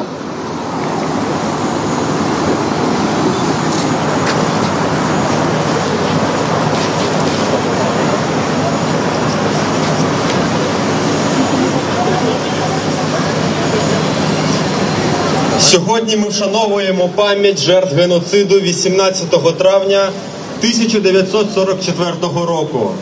Один із найбільших злочинів всесвітнього масштабу ХХ століття та одна з найкривавіших сторінок в історії людства. Кожен повинен знати правду про своє минуле і не забувати його, щоб вчитися на помилках попередніх поколінь і не повторювати їх. Ми ніколи не забудемо жахливі події того часу. Ми завжди пам'ятатимемо наших вбитих братів та сестер. Світова спільнота в цей день не тільки згадує жертв людиноненависницької політики і диктаторського режиму, але й говорить про прагнення до боротьби з усіма формами нетерпимості за національною, расовою та релігійною ознаками, які можуть привести до цілеспрямованого насильства щодо окремої групи людей або цілого народу. Засуджуючи подібні злочини, взиваємо до всього людства. Слід піклуватися про рух в майбутнє, не забувати про співчуття і прощення, великодушність і милосердя, пам'ятати важкі уроки історії, вчитися на трагедіях минулого. Тільки так ми зможемо допомогти в ці складні часи Україні, уберегти нашу країну від агресії окупанта. З почуттям великої поваги і одночасно з глибоким болем серця через 74 роки після депортації кримсько-татарського народу, цей скорботний день для історії всього людства, ми сподіваємося, що наші молитви будуть почуті і прийняті Всевишнім. Дякую, Львір. До сцени запрошується представник Священного Синоду Української Православної Церкви Київського Патріархату, архієпископ Євстратій, головний раввін Києва та України Моше Раувен Осман.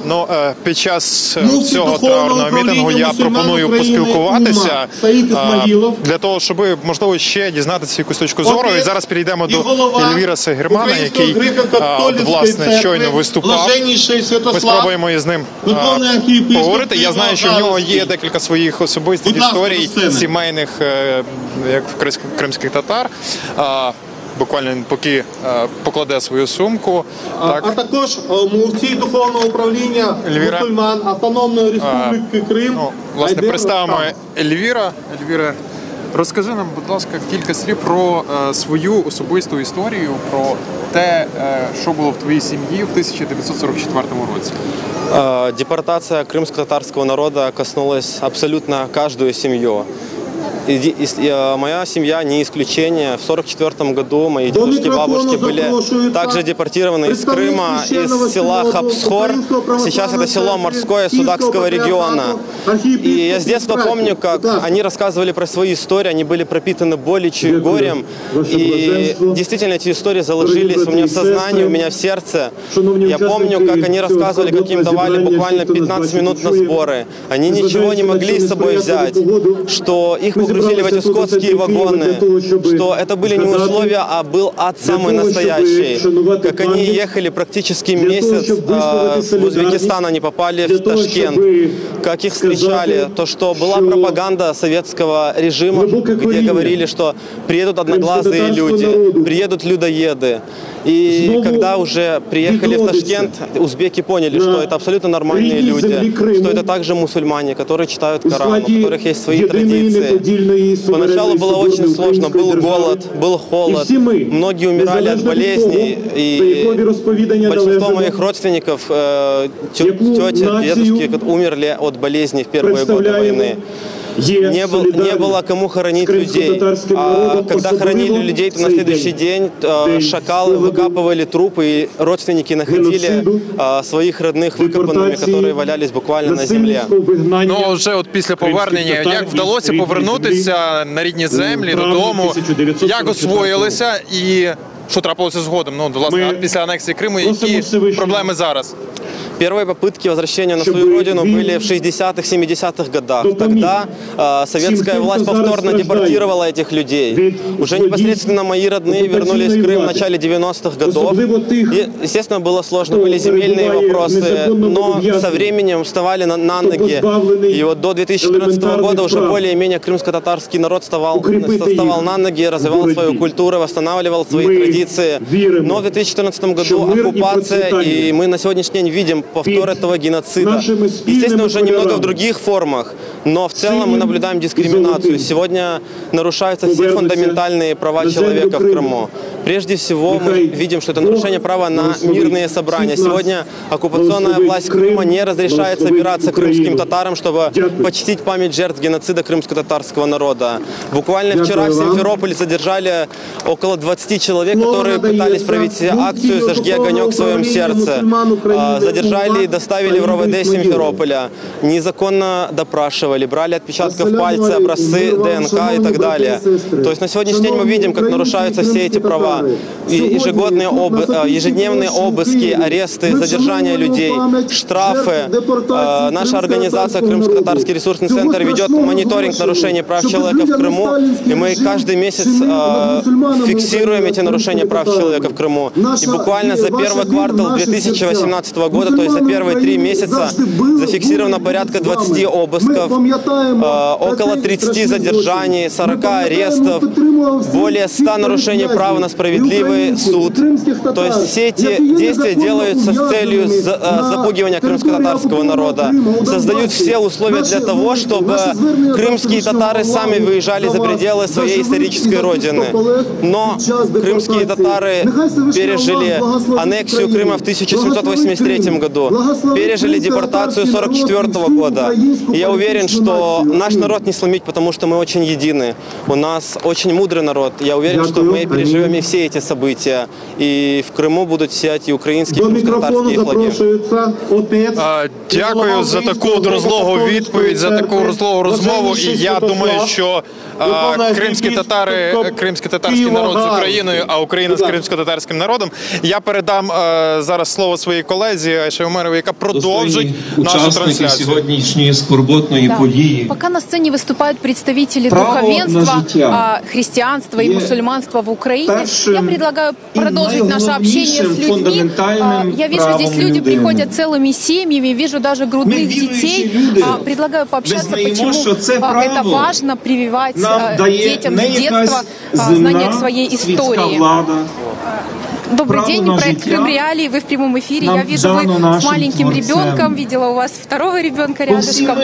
Насколько важно прививать своим детям знания об истории своего народа? Почему вы пришли сегодня?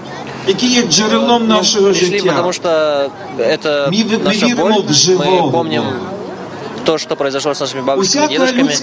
И мы должны сохранить эту память для того, чтобы этого не повторялось больше никогда.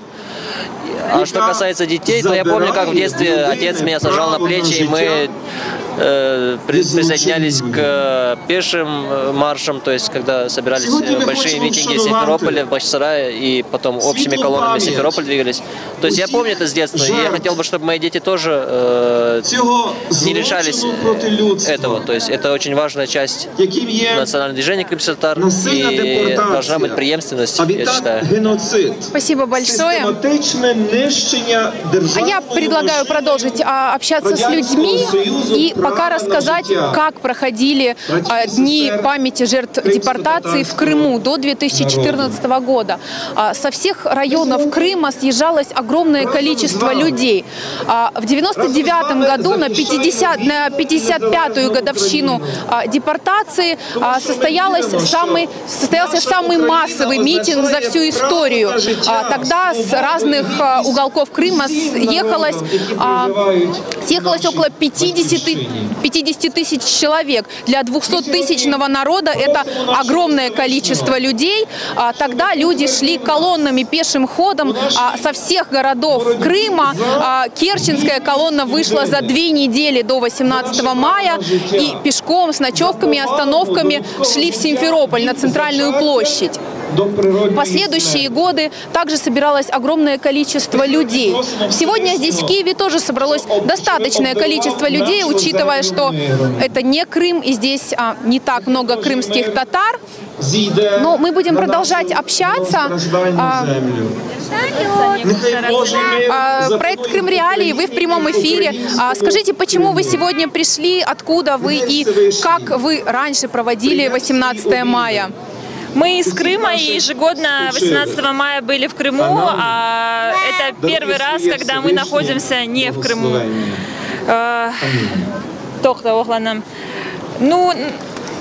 На самом деле, просто в этот день хотелось быть плечом к плечу к своим соотечественникам, быть рядом с ними и в этот трагический день все вместе помолиться за тех, кто, к сожалению, не дожил до сегодняшних дней, и тех, кто погиб в пути по дороге в депортацию. Я передаю слово моему коллеге Марьяну Кушниру. Он продолжит общаться с людьми и рассказывать о том, что происходит сегодня здесь, в Києві. Ми продовжуємо нашу трансляцію. Я нагадаю, сьогодні ми і українською мовою ведемо цю трансляцію, і російською мовою, для того, аби було зрозуміло усім тим, хто сьогодні дивиться. І нагадаю, що це трансляція «Крим Реалії» та Радіо Свобода, і ми знаходимося на Софійській площі в центрі столиці, де проходить нині вшанування річниці, 74-ї річниці річниці геноциду кримсько-татарського народу в Криму. Це відбулося в 1944 році. Зараз на даний момент відбувається молебень тут на площі, щоб вшанувати тих, хто загинув в 1944 році. І ми, звісно, продовжимо спілкуватися після того, як власне закінчиться молебень, віддадуть шану тим, хто загинув. Нагадаю, що це було досить таки чимало людей.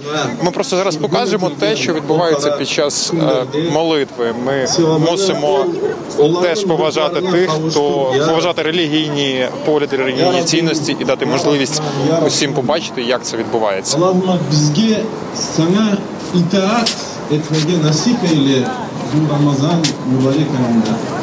Allah'ım ya Rabbi senin cennetine kavuşmak nasip eyle ya Rabbim. Allah'ım ya Rabbim bizim düşmanlarımızı bizge galebe etmeye nasip eyle ya Rabbim. Bizim intikamımızı onların boyunlarına avdar ya Rabbim. Ya Rabbim. Bizni bu dünyaya bağlama ya Rabbim. وصلى اللهم على نبينا محمد وعلى آله وصحبه أجمعين. Нехай Всевишній допоможе нам подолати всіх ворогів. Нехай Всевишній береже Україну. Слава нас Муфтій. Така коротка молитва до зараз на сцену якраз під час шанування. В цей день молитва завершилася, і ми будемо зараз спробувати далі спілкуватися з людьми. Я попрошу оператора, мабуть, рухатися за мною. Попри те, що тут достатньо багато людей, нині будуть виступати зараз політики, ми, мабуть, пройдемо далі і знайдемо, з ким можна було поспілкуватися. Ось підійдемо, мабуть, сюди. Добрий день, Крим Реалії, Радіо Свобода.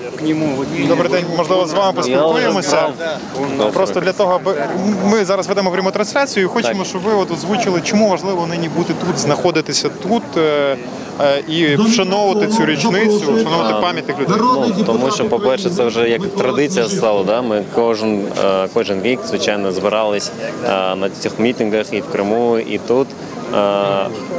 Звичайно, це важливо, бо це день пам'яті жертв депортації кримськотатар, які майже половина яких, на жаль, загинула під час дороги до депортації, до місць депортації і на місцях депортації. Звичайно, ми це пам'ятаємо, ми це не забудемо, ми це проносимо через час, це доходить до нас, це дійде до наших дітей, до наших онуків, дійде. Бо це біль. Це біль один час. В той же час ми розуміємо, що цей день, з одного боку, це для нас є днем пам'яті, з іншого боку, для нас це є днем відродження.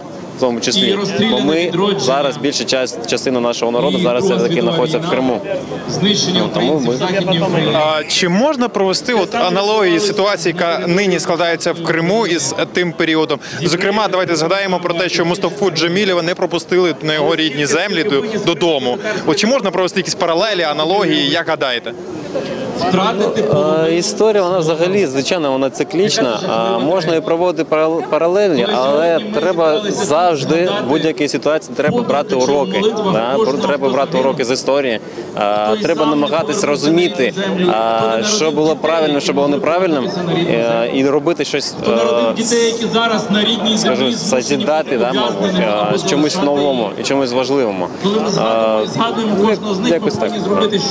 Важливо розуміти, чому ми це допустили? Важливо зважувати історичні події. Дуже важливо. Крім цього всього, нині, як гадаєте, чи на достатньому рівні Крим звучить як і на шпальтах українських ЗМІ, так і на шпальтах міжнародних? Чи потрібно щось зробити для того, щоб підняти і яким чином питання Криму у світі? Ви зараз знімаєте, проводите зараз, наприклад, ви зараз тут знаходитесь, ви знімаєте події, яка тут проходить. Тобто, все ж таки, в будь-якому разі, якось воно, звичайно, лунає. І українських, і міжнародних, і тому подібне, звичайно.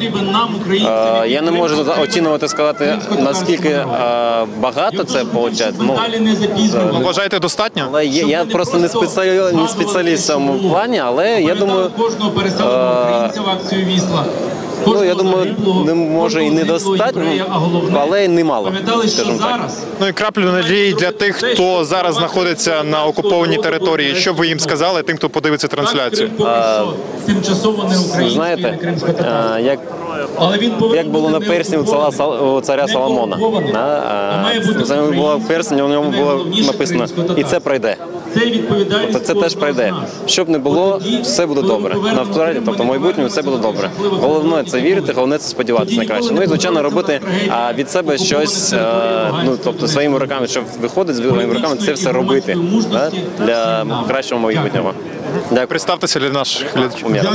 Мефа Умєров. Дякую вам. Ми почули таку хорошу точку зору. Не хотів би, звісно, оцінювати, але вона є більш здоровою. І нагадаю, що ми знаходимося на Софійській площі. Це трансляція Крим Реалії та Радіо Свобода. І тут відбувається уже на даний момент день вшанування пам'яті. Річниця 74-та річниця геноциду кримсько-татарського народу. І от я дивлюся зараз людей, звісно, небагато, достатньо, але все ж таки вони не розходяться, вони продовжують тут бути. Є багато кримсько-татарських прапорів, на них пов'язані чорні стрічки. Ну і я би хотів передати зараз слово моїй колезі, яка продовжує трансляцію. Да, мы продолжаем. Я напомню, что мы находимся в Киеве на мероприятиях, посвященных Дню памяти жертв геноцида крымско-татарского народа. Сейчас я предлагаю пообщаться с советником председателя Меджлиса крымско-татарского народа Арсеном Жумадиловым и обсудить тему крымско-татарской автономии, которая особенно актуальна в эти дни.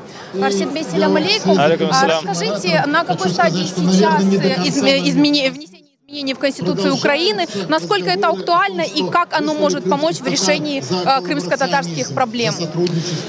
Как и сказал президент Украины Петр Порошенко в выступлении своем, я очень внимательно его слушал, действительно рабочая группа закончила свою работу. По состоянию на сегодня текст уже готов к тому, чтобы быть переданным в Конституционную комиссию, которая его должна утвердить после рассмотрения, и тогда уже президент будет готов внести этот текст в Верховную Раду Украины. Судя по тому, насколько, скажем, много времени могут занять эти процессы, мы ожидаем, что текст в Верховной Раде появится уже осенью этого года, то есть на следующей сессии парламента. Насколько это важно в решении крымско-татарских проблем, на ваш взгляд?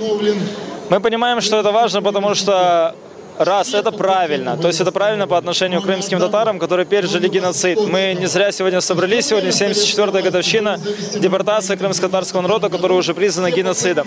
Если мы хотим исправить последствия геноцида, то давайте действительно их исправлять, а не делать вид. Второе, да, действительно, это будет полезно и эффективно для деоккупации Крыма, потому что право народа крымско-татарского на самоопределение – это будет тот новый флаг, который украинское государство поднимет в борьбе за украинский Крым. Ведь Российская Федерация, по сути, получится, она нарушила не только территориальную целостность украинского государства, суверенного государства, но и право наше, право коренного народа, крымско-татарского народа на самоопределение. И самое последнее, мы считаем, что на самом деле такая автономия, она будет на пользу всем жителям Крыма после деоккупации, потому что, как абсолютно правильно сказал президент, мне понравилось, что он отметил, что ведь власть в Крыму, она была не у этнического большинства, не у русских или украинцев, или кого бы то ни было. Она была в руках у криминальных шаек, у криминальных мафиозных групп, которые просто ее прибрали к рукам и 20 с лишним лет управляли Крымом самостоятельно, не обращая внимания ни на чьи права, в том числе на права крымско-татарского народа. Спасибо большое.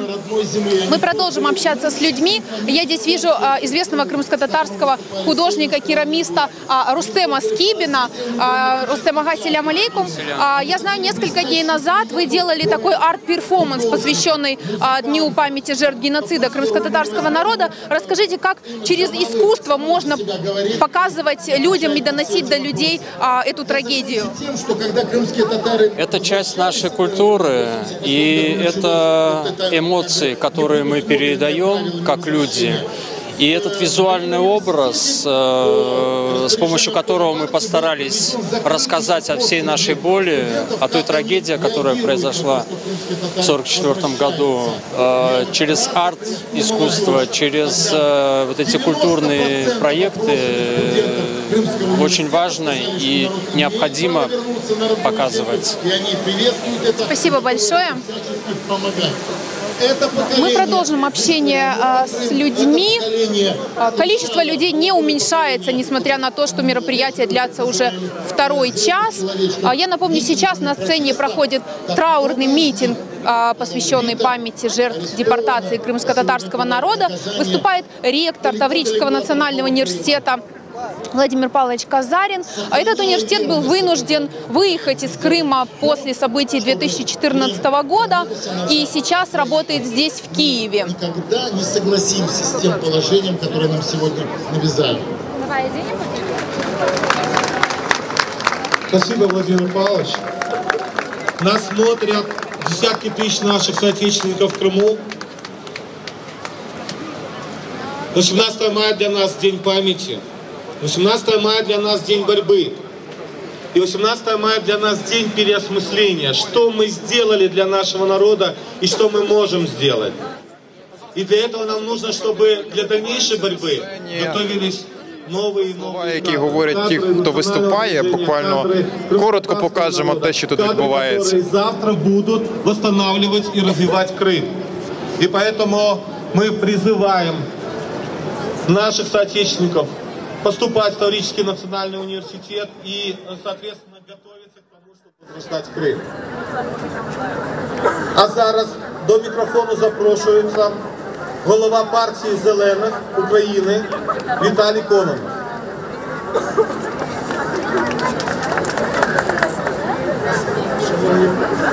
Шановні друзі, бачите, навіть небо сьогодні плаче. Це гірка дата. Це гірка дата для наших людей, це гірка дата для нашої країни. І, звичайно, це гірка дата для кримсько-татарського народу. Ми знаємо, що сьогодні відбувається в Криму. Крим фактично перетворюють на військову базу. Екологічні питання, які стоять, не розглядаються. І ми свідомі того, що так не може бути. Сьогодні в цей день, в цей час відбувається засідання, 28-е засідання Зелених партій Європи. І вони, знаючи, що у нас сьогодні такий день, прислали телеграму, яку я з вашого дозволу зачитаю. Європейські зелені висловлюють своє захоплення стійкістю і мужністю кримсько-татарського народу, що виборює своє право жити на своїй землі. В цей день ми разом з вами схиляємо голови в пам'ять про тисячі жертв тоталітарного режиму під час депортації 1944 року. І сьогодні, коли права автохтонного народу грубо порушуються, ми хочемо запевнити вас, що ми є з вами, волелюбним кримсько-татарським народом. Європейська партія Зелена. Я бачу тут молодих людей з прапорами, і дівчата, і хлопці. 34-ї річниці геноциду кримсько-татарського народу. Ми знаходимося тут, ми слідкуємо за всіма актуальними подіями. Ми разом нині із кримсько-татарським народом. І для нас важливо, аби ці події висвітлювалися як і для сайту Кримреалії, як і для Радіо Свобода, так і для всієї України. Слово надається голові в завершении траурного митинга будет оглашена резолюция митинга. Потом запланирован показ художественного фильма «Хайтарма». А мы на этом предлагаем посмотреть видеоролик, который подготовили наши коллеги из редакции Крым Реалии. И на этом мы с вами прощаемся. Эфир для вас вели мой коллега с Радио Свободы Марьян Кушнир и я, Айша Умерова. Спасибо, что были с нами. І слідкуйте за нами в соціальних мережах та на сайті Крим Реалії та Радіо Свобода. До нових зустрічей. До побачення. Тут, зараз демонструє єдність на цій площі. —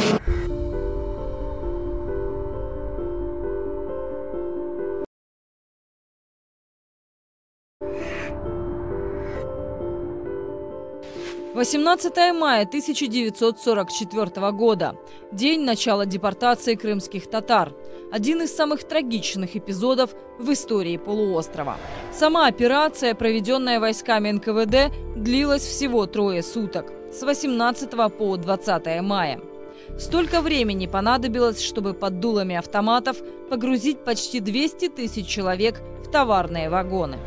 Но поездка в тяжелых условиях стала лишь первым смертельным препятствием из множества, которое еще предстояло пережить спецпереселенцам. Отсутствие жилья, еды и каких-либо инструментов для обработки земли, шансы выжить на чужбине были минимальны. Уже в первые полгода депортации погибло 30 тысяч крымских татар, то есть каждый 5-й представитель этого народа. Это официально подтвержденная цифра, которая фигурировала в отчетах НКВД Узбекской республики. Информация о количестве погибших тщательно скрывалась от населения, и потому крымские татары были вынуждены тайно вести собственную самоперепись. По ее данным, к концу 60-х погибло 46% от всех депортированных. В то же время в Крыму выкорчевывается все крымско-татарское. Туда заселяют жителей других регионов СССР, преимущественно из России и Украины. А крымско-татарские топонимы переименовывают. Даже смерть Сталина ничего не меняет. Крымским татарам запрещено возвращаться на родину до 1989 года.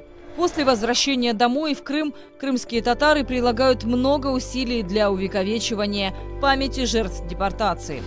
Годами замалчиваемая тема наконец-то поднимается, чтобы уже навсегда остаться в фокусе общественного внимания. В последние годы самым важным событием в деле сохранения памяти о депортации и ее жертвах становились ежегодные многотысячные траурные митинги в Симферополе. Но после аннексии Крыма российская власть чтить память невинно убиенных запретила.